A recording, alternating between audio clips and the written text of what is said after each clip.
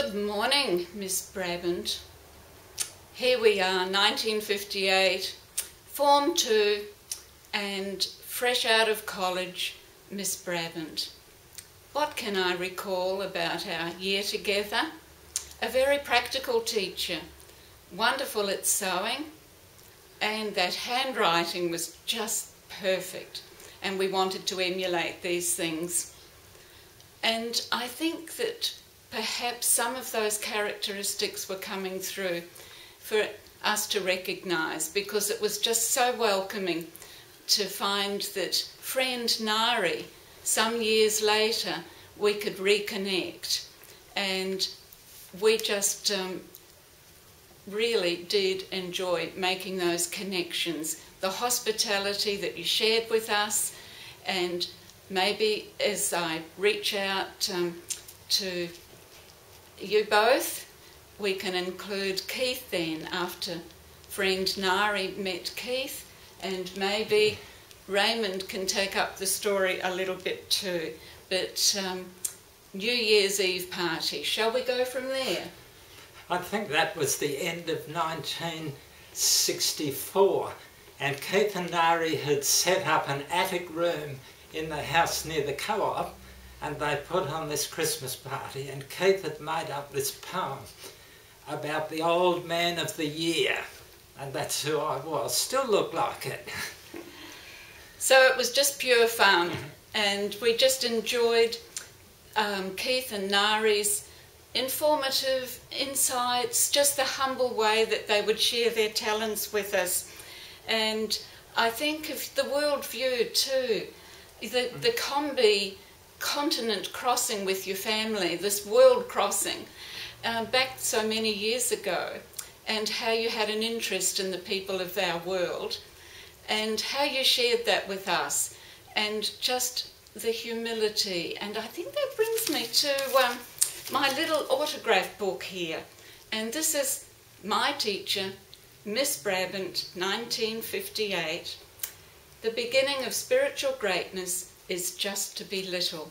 There's a little bit more to it, but I think you took that humility through life, and we appreciated that. You know, Keith and I were at Avondale College with Nari, but we really never looked sideways at girls back then, because we had our own adventures. We'd started an outdoor adventure club, and we were such confirmed bachelors that we even made up a song about it. We were a group of confirmed bachelors, and so on. Over the years following, we'd met up now and again, and so I was teaching with Nari up in Auckland, and we'd see Keith every Christmas when we came home. But then a letter came in writing unexpected. Ray, you're the only one in all of New Zealand that Nari and I know. Would you please come to our wedding? Well, he came. So I flew from one end of New Zealand to the other to be at this famous Cloughton wedding. The moment I arrived, I could see that Keith and Nari were smitten. They were just the ideal couple, and I was so excited about how good this was. And it was a small, friendly wedding, and everyone did everything together for the whole wedding.